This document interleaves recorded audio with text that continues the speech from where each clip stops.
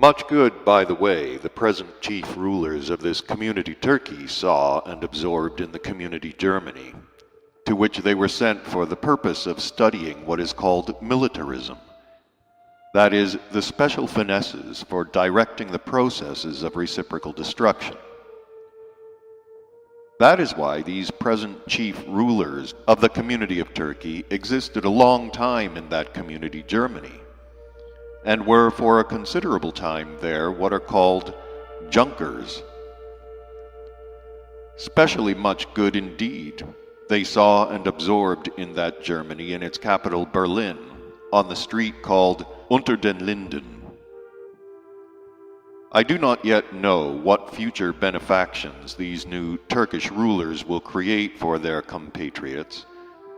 but meanwhile they have already done their fatherland one very, very good patriotic deed. Thoroughly to understand the essence of this patriotic deed, you must first know, in the capital of this community Turkey, in the streets and alleys of those quarters called Galata and Pera, all the female beings of a special designation used to belong to foreign communities, though these same women earned and spent genuine Turkish lira. But thanks to the recent innovations, they have now come to the full and certain hope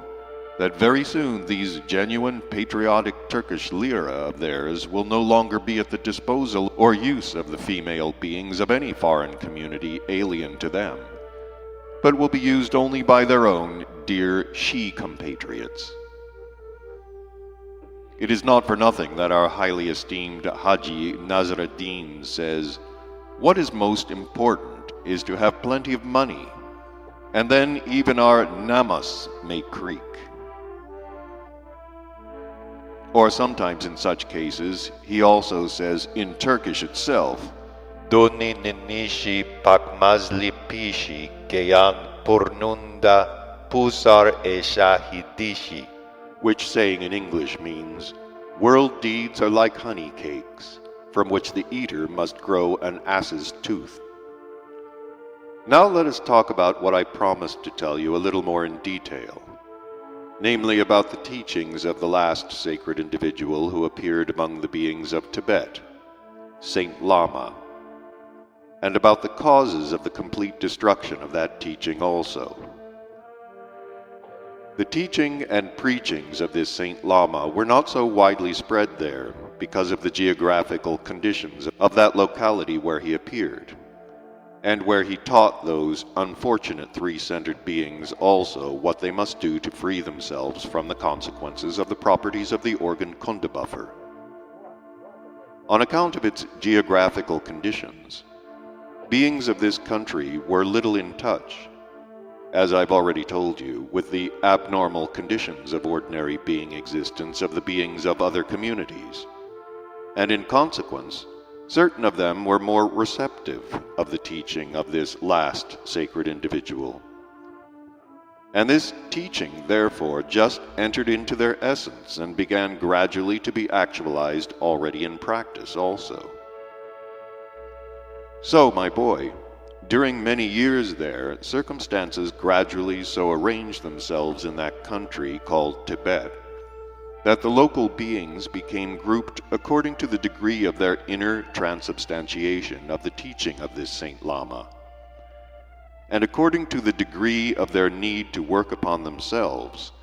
and having correspondingly organized their ordinary existence, they, thanks to their isolated environment due to this inaccessibility of their country for beings of other communities, had the possibility of working without hindrance according to the instructions of Saint Lama, upon their liberation from the consequences of the properties of that organ which their first earliest ancestors to their common misfortune were forced to have. Certain beings among their number had already attained such a deliverance. Many others were already on the path of this attainment, while many of them were hopeful of one day also reaching the way of this achievement. But just when the conditions and environment for productive work in this direction had at last taken a definitive turn in the right direction, in this Tibet, Well, it was just then that happened, thanks to which the possibility for the beings of this country also of one day freeing themselves from the misfortune oppressing them had to perish completely, or at any rate be again delayed for many years. But before telling you about just what happened there, you must still know the following. Only a few centuries ago, the chief particularity of the three-brained beings who please you, namely the process of their periodic reciprocal destruction, used to proceed there on your planet between beings of different communities of one and the same continent, namely the continent on which they bred. And if occasionally, by exception, this process arose between beings of different continents, then it occurred only between beings dwelling on the neighboring borders of two adjacent continents.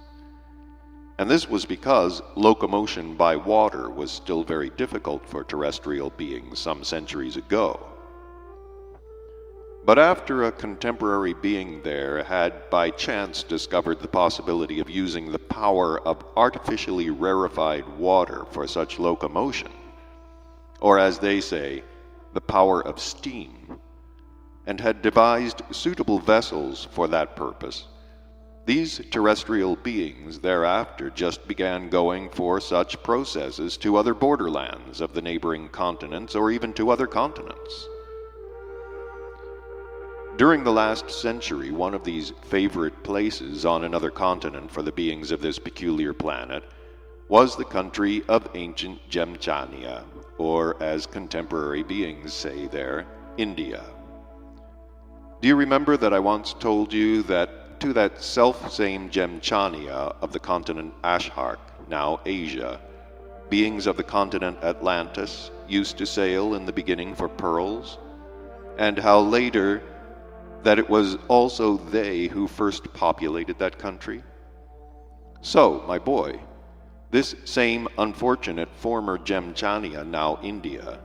has become during recent centuries the favorite place also of the contemporary beings of the continent Europe,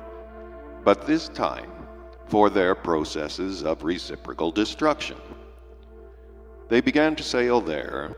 and there to produce their processes of reciprocal destruction, both among themselves and with the beings breeding there.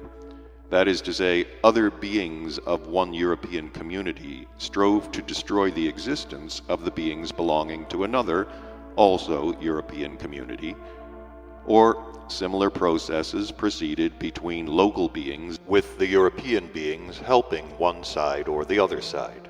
The processes of reciprocal destruction of local character there in that unfortunate Jemchania were very frequent, especially during the last 18 or 15 centuries. And this was so, firstly because in consequence of a similar great process, the beings there, who had earlier belonged to only two different communities, split into a great number of independent small communities, and secondly because there also then occurred such a combination in the general psyche of beings of that locality that the fits of this property, and namely the striving for reciprocal destruction, occurred in the beings of that part.